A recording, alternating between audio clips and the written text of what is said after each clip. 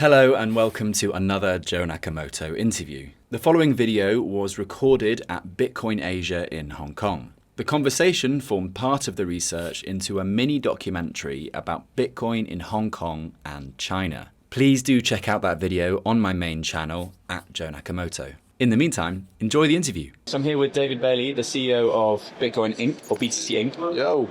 As well as ETFs management. Yep. But you've also got lots of hats, right?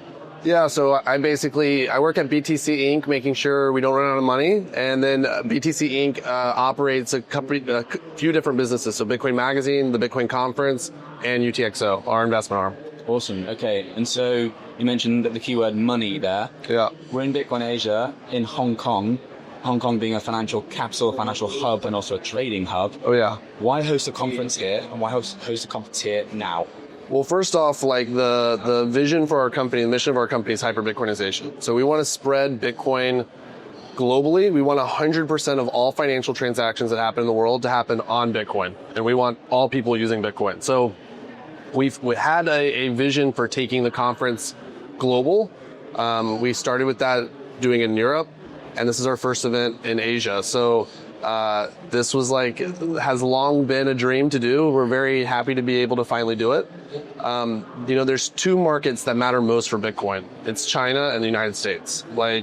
It's all very underground, but I would think at least 30% of Bitcoin is owned by the Chinese market. So, whoa. China was very early to Bitcoin in a very big way. Yeah. So, Hong Kong is the place to do business if you want to enable the mainland of China to participate. There's no visa requirements. It's very easy for people from mainland China to come here. A large percentage of the attendees here are from mainland China. No way. Yeah, so those are the two critical markets. And, coming to Hong Kong is really about speaking to the Chinese market. And right now, it is Bitcoin season. So we want to bring as many Chinese users as possible into Bitcoin. And specifically in Hong Kong, you just saw the approval of the Bitcoin ETF, which is a big milestone for this market. And it really is a sign of capitulation from the Chinese government that they can't stop Bitcoin. So the best thing to do is to enable it in a way that they can ring fence and they can, try to get their arms around. And so it's a special moment in time where the policy position of China is changing, Bitcoin is booming, and we can bring the mission of hyper-Bitcoinization to arguably the biggest market in the world, the fastest growing market in the world. Interesting. So when Bitcoin conference Beijing? When we can do it without going to jail. But, that is the goal. And I think, this was a stepping stone to that. So I think within 5 years, we're probably going to be doing Bitcoin Beijing. I'll be there. Yeah, that was sick. I heard from, was it regulators or whoever owns this lovely, this used to be the airport, the actual terminal, the security check-in is just there. How did you swing it with the regulators, or were they rolling out the red carpet for you in order to host this here? Oh no, the mainland has given the blessing to Hong Kong to go hard into Bitcoin. So it's not just the ETF approval, it's exchange licenses, which make it legal to buy. Basically, I think the only two assets that are legal to buy are Bitcoin and Ethereum. Mm-hmm. So official blessing for exchanges. And then they're mandating that banks work with exchanges. So, banking is a nightmare for Bitcoin companies around the world. The government issued I don't know what they call it, an edict or whatever, and it was you must work with Bitcoin companies. So this market's going live, and I think a lot of people are not understanding when Hong Kong is going live with something like that, it's not being done independent from the mainland. So the mainland is telling them to do this. Yeah. So this is an experiment. Doing this conference here, I hope we can showcase that that experiment was wise. Yeah. And this is, the beginning of a process of opening up a billion-plus person market for Bitcoin. Whoa, because I mean, that's kind of one of the key points I'm trying to address with this video about Bitcoin in Hong Kong.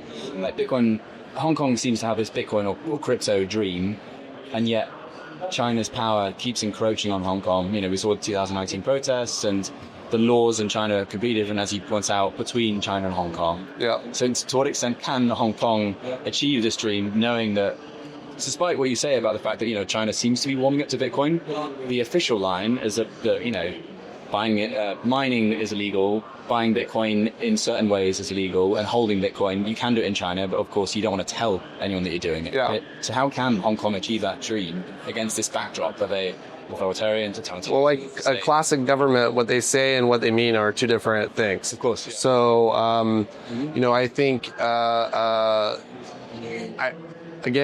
think that they are fulfilling the policy agenda of the mainland by doing this action. So, my broad view is that, Bitcoin, as it's getting larger in market capitalization, is becoming an actual geopolitical force in the world. Right. It's a $1.5 trillion asset. It's held by 100 million people. When Bitcoin goes to $1 million or $500,000, you're going to be talking about, at that point, an asset that's $10 trillion, $20 trillion. Okay, that is a huge sum of money. That's the GDP of the United States.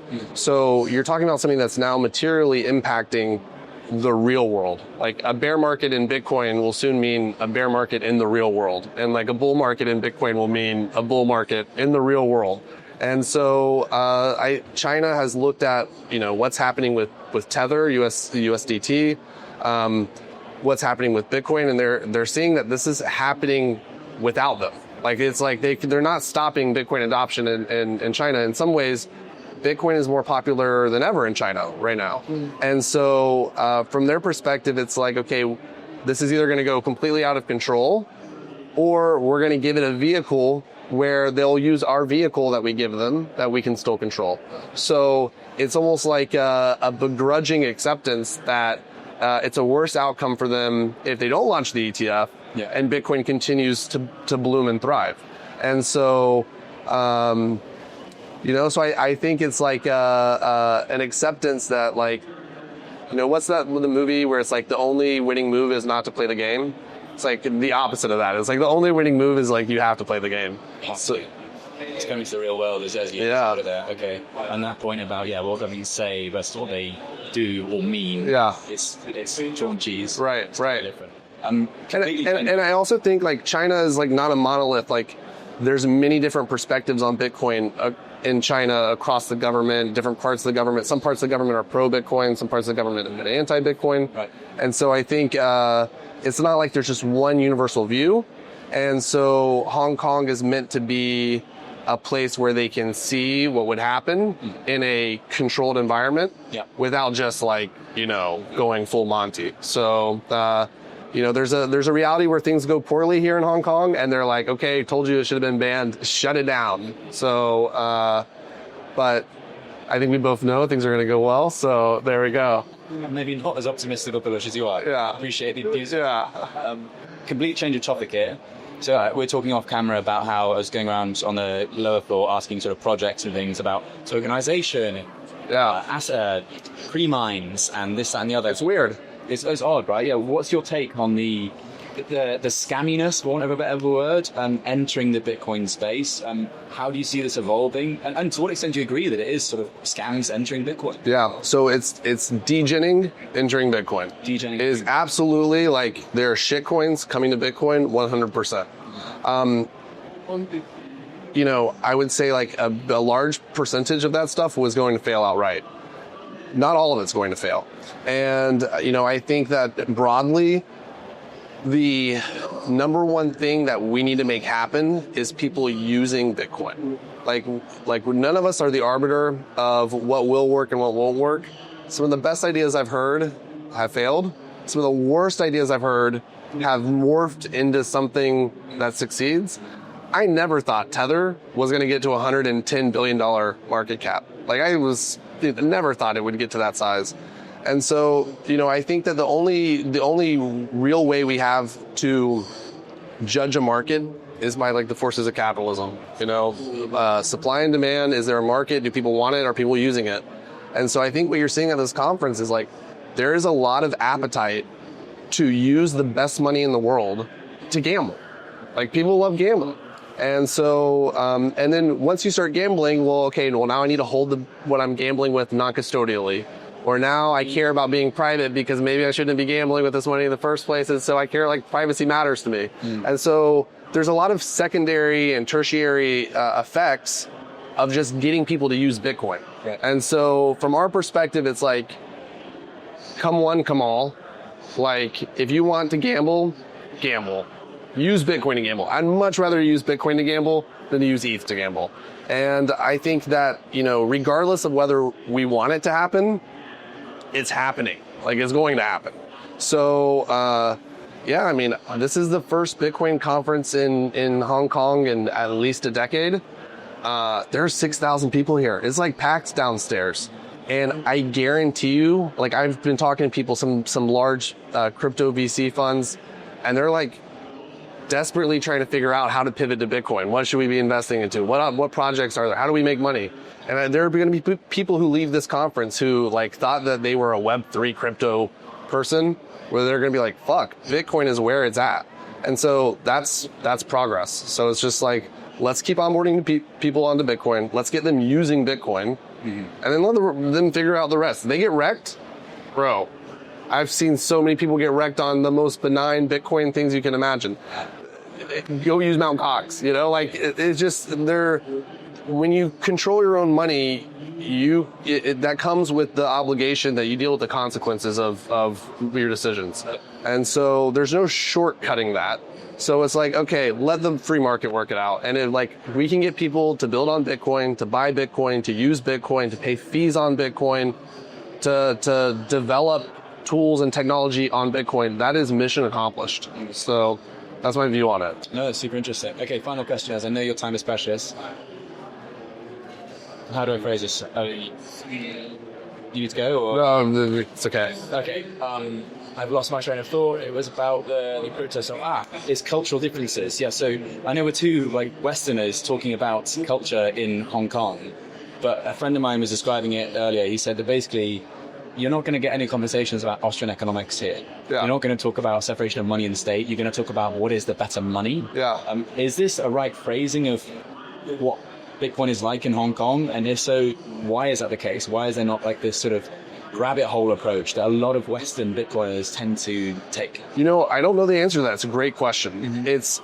It is fundamentally a different culture and like a different market. And my experience has been like when you respond to the buyer how they want to be sold to. So you don't say like, hey, here's how we do it in the West, and you're going to do it like that. You meet them where they're at. And talking to a Brit. Yeah. That makes sense. Yeah. So, it is a totally different vibe here. It's really a culture shock. It's a culture shock for us. We're trying to figure out what's the right way to orange pill people here. And so I think that's part of the challenge that you need to take on. Everyone here needs to take on is how do we develop the narrative, the talking points, the points of interest that pull people, down the intellectual journey that is Bitcoin. And for almost everyone, it starts with, how can I get rich? How can I pump my bags? How can I go to the moon? That's basically 99.9% of people, West or East, that's where they start. Yeah. And it becomes so much deeper than that over time. And so, there's many OG Bitcoiners here from China that have gone down that journey. The OG Bitcoin miners, they've gone down that journey. They're ideologically aligned with where that view maybe is in the West. Yeah. But it's just a different market, and the way to reach them is in a different way. So we're learning that. It's a good question I don't have the answer to. No, super interesting. Yeah, we're speaking to Jack Lee next, and I'm really interested to get his take on that. Yeah. Thing. Yeah. Thank you so much, David. Yeah, man. Is there anything I've missed there that you want to get across? No, just don't miss Bitcoin Hong Kong next year, okay? Come meet the Bitcoin degen scene, and let's fucking orange pill 50,000 new Bitcoiners. Let's go. I'll be at Beijing in 2029. All right, Yeah. sweet. Thanks for watching, and thank you to Bitcoin education website Plan B Network and to the British Bitcoin exchange Coin Corner. Subscribe now for more interviews and more behind the scenes content.